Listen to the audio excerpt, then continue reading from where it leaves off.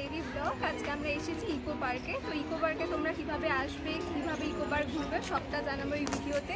এর জন্য একটু ওয়েট করে তোমাদের পুরো ভিডিওটা দেখতে হবে। যারা এখনও সাবস্ক্রাইব করনি চ্যানেল আমার, তারা প্লিজ সাবস্ক্রাইব করে। ইকো পার্কের 3 নম্বর এবং 4 নম্বর গেট সম্পর্কে সম্পূর্ণ তথ্য পেতে ভিডিওটি আপনাকে শেষ পর্যন্ত দেখতে হবে, এবং 1 নম্বর এবং 2 নম্বর গেট সম্পর্কে সম্পূর্ণ তথ্য পেতে চ্যানেলের আগের ভিডিওটি আপনারা দেখতে পারেন। লিঙ্কটি নিচে ডেসক্রিপশন বক্সে দিয়ে রাখলাম। প্রথমেই আমরা চলে গেছিলাম রোজ গার্ডেনে। এখানে বিভিন্ন ধরনের বিভিন্ন রঙের সুন্দর সুন্দর গোলাপ রয়েছে। গার্ডেনটা বেশ বড়, ঘুরে দেখতেও কিন্তু বেশ ভালো লাগবে। দুদিকে তাকালেই কিন্তু সারি সারি গোলাপ ফুলের গাছ দেখা যাবে। এর পরবর্তীতে আমরা চলে গেছিলাম মিস্ট গার্ডেনে। এখানে যে ফোয়ারাগুলো ওপরে দেখতে পাচ্ছেন, এখান থেকে কিন্তু জল দেওয়ার ব্যবস্থা রয়েছে। গরমকালে এলে কিন্তু এই জল পড়ার অনুভবটা পেতে কিন্তু বেশ ভালোই লাগবে।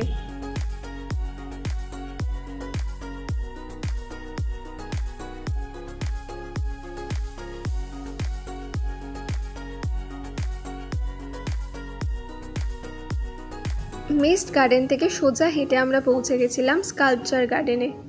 স্কাল্পচার গার্ডেনটাও বেশ বড়, ভেতরে সুন্দর সুন্দর গাছ দিয়ে সাজানো রয়েছে, সাথে রয়েছে দেওয়ালে ঋষি মনীষীদের বিভিন্ন জীবন কথা।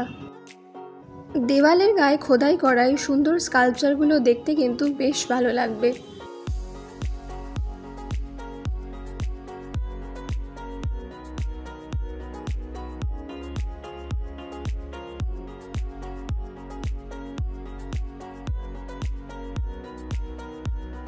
স্কাল্পচার গার্ডেন থেকে বেরিয়ে ডান দিকেই পড়েছিল মাস্ক গার্ডেন।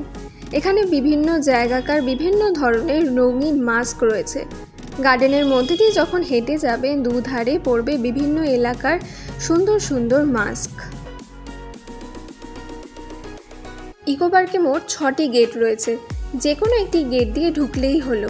তবে 4 নম্বর গেটের কাছেই রয়েছে বিশ্বের 7ম আশ্চর্যের প্রতিরূপ। সেগুলো দেখে ইকো পার্ক ভ্রমণ শুরু করতে পারেন। আবার প্রথম থেকেই হাঁটতে ইচ্ছে না করলে ব্যাটারি চালিত গাড়ি কিংবা টয় ট্রেন করে পুরো ইকো পার্কটা এক ঝলক ঘুরে দেখে নিতে পারেন। তার জন্য অবশ্য 2 নম্বর গেট দিয়ে ঢুকলেই ভালো। এবার পৌঁছালাম বাটারফ্লাই গার্ডেনে। এই বাটারফ্লাই গার্ডেনে আসার জন্য সকালের দিকে সময়টাই ভালো। বিকেল বা সন্ধ্যের দিকে কিন্তু খুব একটা প্রজাপতি আপনারা এখানে দেখতে পাবেন না। তাই সুন্দর রঙিন প্রজাপতি দেখার জন্য আপনাদের এখানে সকাল সকাল চলে আসতে হবে। 7ম আশ্চর্যের জন্য আলাদা করে টিকিট কাটতে হবে। এখানে দেখতে পাবেন চীনের প্রাচীর, রোমের বিখ্যাত মঞ্চ কলোসিয়াম, ব্রাজিলের রিও ডি জেনিরোর বিখ্যাত যিশু মূর্তি, জর্ডানের পেট্রা, মিশরের পিরামিড, ভারতের তাজমহল এবং চিলের রহস্যময় দ্বীপ ইস্টার আইল্যান্ডের বিভিন্ন ভাস্কর্য। 7 ওয়ান্ডারের ভিতরে ঢুকেই প্রথমে দেখতে পাবেন 3টি পিরামিড রয়েছে। এই পিরামিডের মধ্যেও কিন্তু ঢোকা যায়। পিরামিডের মধ্যে ঢুকে দেখলাম একটি মমি কাঁচের বাস্কে রাখা রয়েছে এবং দেওয়ালে বেশ সুন্দর মিশরীয় স্থাপত্যের কারুকার্য করা রয়েছে। এখান থেকে বেরিয়ে চলে গেলাম আমরা কলোসিয়ামে। কলোসিয়ামের ভেতরটা কিন্তু বেশ সুন্দর।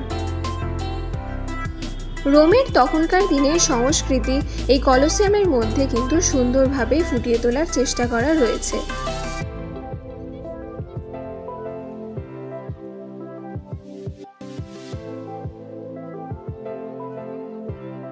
এরপরে ডেস্টিনেশন ছিল আমাদের চীনের প্রাচীর। এই চীনের প্রাচীরের ওপরে উঠে কিন্তু ইকো পার্কের দৃশ্যটা পুরো দেখতে বেশ ভালো লাগে। চীনের প্রাচীর থেকে আমরা চলে গিয়েছিলাম পৃথিবীর সবচেয়ে সুন্দর একটি জায়গা, যেটা ভারতের তাজমহল।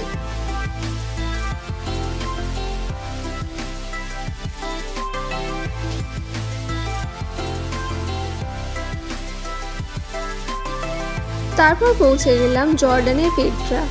এর ভেতরেও ঢুকে আপনারা দেখতে পাবেন সুন্দর ভাস্কর্যের প্রতিরূপ এখানে ফুটিয়ে তোলা রয়েছে।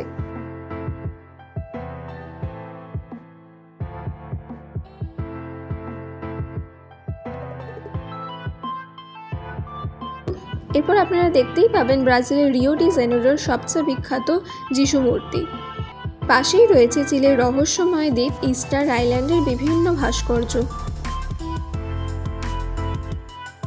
ইকো পার্কে দেখার জিনিসের তো শেষ নেই। এছাড়া আপনারা যেসব জিনিসগুলো দেখতে পারেন সেগুলোর মধ্যে ডিয়ার পার্ক, পাখি বিতান, golf course, amphitheatre, heliconia garden, rain forest ইত্যাদি। ভিডিওটা কেমন লাগলো আপনারা অবশ্যই নিচে কমেন্ট বক্সে জানাবেন। ভালো লেগে থাকলে লাইক, শেয়ার অ্যান্ড সাবস্ক্রাইব করবেন। খুব শীঘ্রই দেখা হবে নেক্সট ভিডিও নিয়ে।